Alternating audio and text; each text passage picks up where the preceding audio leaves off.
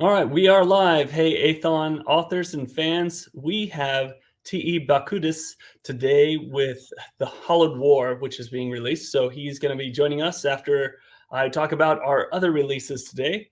So let's bring up the first one.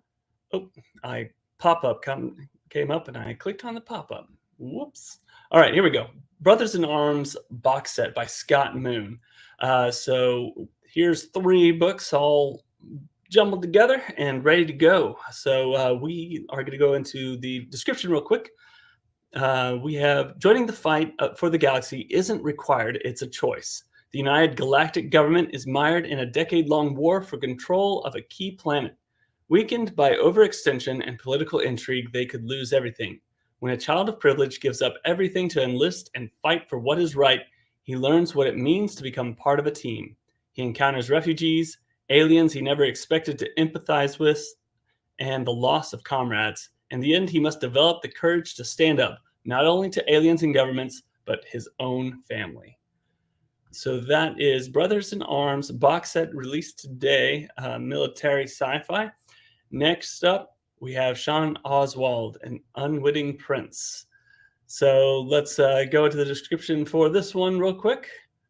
When your family ends up stranded in a magical world, you don't have much choice. Jackson's class as an Ironwood monk puts him right in the front line. He gets stronger the more he gets hit and can pass that on to the rest of his team. That is if he can get his mom to actually let him fight.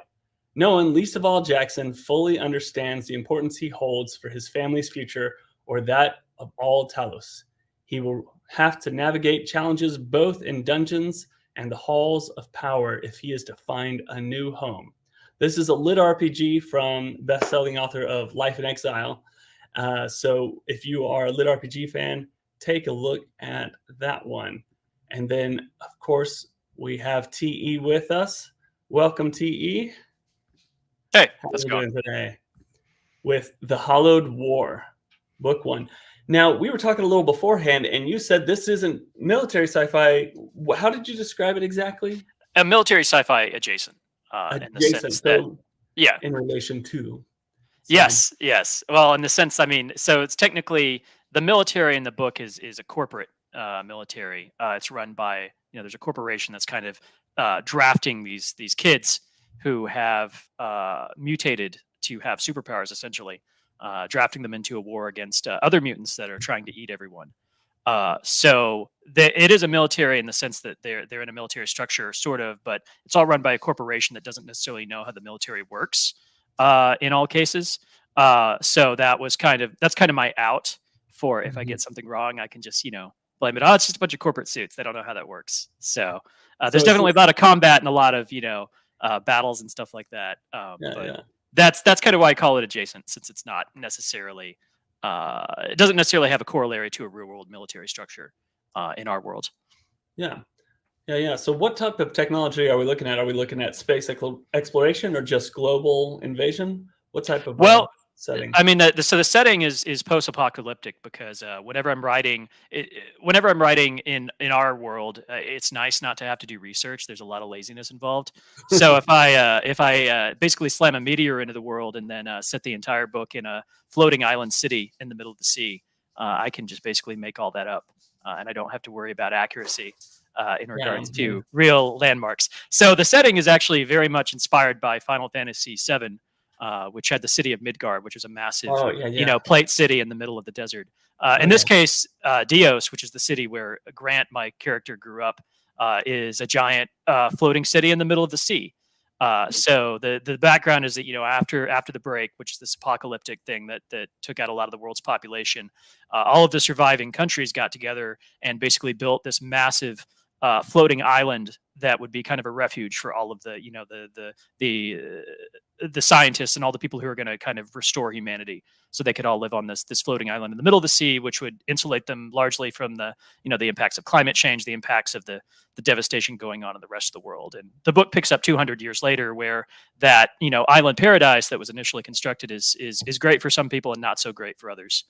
Grant being one of the worst examples of those, since he's just basically an unregistered kid living in what are essentially the slums, trying to survive. So that's where he starts, and course, then he gets involved in basically changing, developing these powers, super strength, regeneration, and these other things, and is kind of drafted by this Cloud9, which is a large corporation, into fighting off mutes, which are these mutated individuals that are like him except cannibalistic and insane. Yeah. And that's where we pick up. That's where the book starts. Yeah. Fantastic. Quite a turn from inspired by Final Fantasy VII.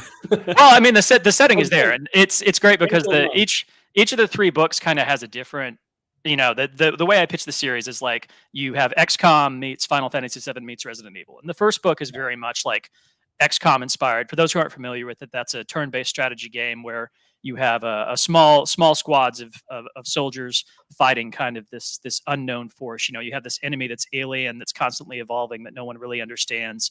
And they start out with very basic weapons and kind of have to adapt, which is very much the first book. And then the second book in the series, without spoiling too much, it really goes into more, the aftermath of that battle. Like once that battle's over, how does it change the political structure? How does the big corporation that put everything into motion, how are they involved? And the characters end up kind of at odds with them, which is very much similar to the story in Final Fantasy VII, where you have a small group of kind of resistance fighters at that point who are facing down, an overbearing corporation. Then, of course, the third book takes a little inspiration from Resident Evil with, zombies and other stuff like that. So I got to take each book and kind of, it's not a one-to-one, but there's definitely some strong influences in each of those. That's good. So I know that there are some projects you're working on that cannot be named, but let's glean some of the wisdom you have as an author, and with an experienced author who's already released a trilogy, and then you're finished this trilogy, haven't you? Yeah. This one is done. So the first book is coming out. Yeah, the first book's coming out today, and then I believe the next two books are coming out in the next couple of months. Yeah, several months. So nice to have a trilogy on the schedule for release and done, especially with authors who shall not be named up in the higher echelons. That give us the final books of your series. This is like 3 or 4 I'm waiting for, and I don't think I'll ever see them. But combat, I think a lot of authors, and we get a lot of aspiring authors and existing authors that watch these. Combat is something difficult. I've heard different, less is more, or someone said your combat should be no more than like a paragraph and you're done. But tell us your take on that, seeing as this is obviously a combat heavy centered, at least the threats are so real that conflict is unavoidable. How do you do a combat in this type of setting? Yeah, it's interesting. I did a read through because a little background on this book. I posted it to Royal Road, which a lot of our viewers, I'm sure, are familiar with. The whole series went up there before it moved to KU, and it's definitely interesting reading it as a book versus as a serial. Because when you're writing a serial, you very much each little section, each 2K section, you want to really pop. You want it to be interesting, and to have some action and some drama and stuff like that. And when you put all that into a book, it actually gets pretty intense. Like reading back through the whole arc from start to finish, that's like, wow, this really doesn't slow down very much at all. Especially the first book, because it's there's constantly a new threat or a new issue to face. Though there is some downtime. Like my favorite scenes that I write, honestly, aren't even combat. It's scenes where the characters can sit down and get to know each other, or have a meal, or just kind of decompress from all the stuff they've seen. But I found that combat in general, what really works, it's not necessarily, there's not a length to it. Like your scene is typically as long as it needs to be. But I find that short, concise descriptions tend to work really well. The longer your sentences tend to go on, the harder that the action is to follow.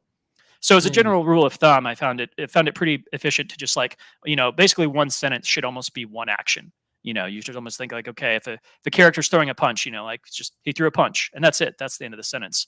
And then the second one is, he dodged to the side to avoid it, whatever. But if you keep the action short and concise, it's much easier, in my experience, for a reader to follow, because they can visualize each individual action and reaction in on the page, as opposed to kind of having to parse like a longer sentence and work all that together. So that's probably more craft oriented than your question was directed. Yeah. But that's kind of a way that I found it works. My intention is you give advice to an aspiring author, me, so that I can become a better author. without having to pay for classes and There we go. Yeah. one thing I had heard is they said trust your reader, and Mhm. it's funny because working in the publishing industry and hearing all the horror stories of your readers being dumb, it's like I've that's a never whole heard that. All of my readers are brilliant. I have not absolutely all the readers being dumb, but of course, everybody who loves my books is absolutely brilliant, and I would encourage they should tell other friends to read it who are also yeah, brilliant. It's but wonderful yeah, people. but you get it's funny. I guess it's the loudest voice gets heard, and normally it's the one with the most complaints. And it's like you have 100 amazing readers, and then you have one that's like, this doesn't make sense. You didn't do this or that or this. But it sounds like your description and comment is trust the reader's imagination. Trust them to be able to form the picture that you're trying to create very simply. Or I think sometimes the less is more is because the reader's mind can come up with something more infinitely cool than you can actually describe in words. What would you say to that? Yeah, I mean, I think that's certainly good advice. I mean, ultimately, I think there's also a matter of setting your expectations. We talked about this a little prior to the interview, but going back to the kind of the XCOM inspiration for the first book, when XCOM has the turn-based battles where you go in and it's the small squad fighting the aliens, but in between each of those battle scenes, there's a whole other layer where you're back in your base and your scientists and your engineers are working feverishly to understand the aliens and to create new tech to combat them. And there's a whole game mechanic around that. And while that's not on the page in Hallowed War, it's definitely happening in my head behind the scenes. There's a whole ton of engineers and scientists at Cloud9, which is the corporation which is heading up this effort, who are just literally just subsisting on caffeine as they feverishly toss together prototypes and new types of armor and new types of weapons, and they look at the battle reports from the soldiers who've either defeated the mutes or been defeated by them, and like, how can we fix this? What can we give our soldiers so that they can win the next encounter? And so you do see that as the book progresses. It starts out with very much with the soldiers on the back foot, as they're facing this threat that no one really understands. And then as the battles progress, they learn more about their enemy and they learn more about how to kill them. And so the tech improves. It was really interesting. Speaking of commenters, Royal Road has people commenting in real time, and one of the weapons that's introduced pretty early is this weapon called a crater puncher, which is basically a rifle that fires these massive armor-piercing bullets, because that's the only thing that's really going to stop a mute. They're very fast and they regenerate. And the first one that Grant gets basically only holds 4 rounds, because it's a prototype. It's like they have these massive, like almost tank-sized shells that they're trying to cram into a man-portable weapon. And one of my readers commented, like, 4 rounds, that's a terrible weapon. Why would they do that? And I'm like, well, yeah, it's a prototype. And later on near the end of the war, they up it to 8, and later on it's even more. So there's definitely that sense of progression, even though it's not there. But you can kind of see it if you look for it. Excellent. So what is next for you? There's another book, another project. Whatever. Let's say we'll do whatever Rhett decides I should write. It's funny, Rhett Bruno is the editor at Athon, as I'm sure most people know. But he's also been a really great mentor to me since I joined the publisher, and so he has a really good kind of idea of what's interesting, what people are buying, what works. So I'm definitely going to write something that interests me next. I don't actually have a next project currently. At least not one I could talk about, but I'm definitely going to write that. But I'll also, kind of ping people too and say, hey, what have you read that's interesting? And often I get inspired by that. It'll almost certainly be somewhat video game inspired though. Like that's kind of my influences I have to wear on my sleeve whenever I write.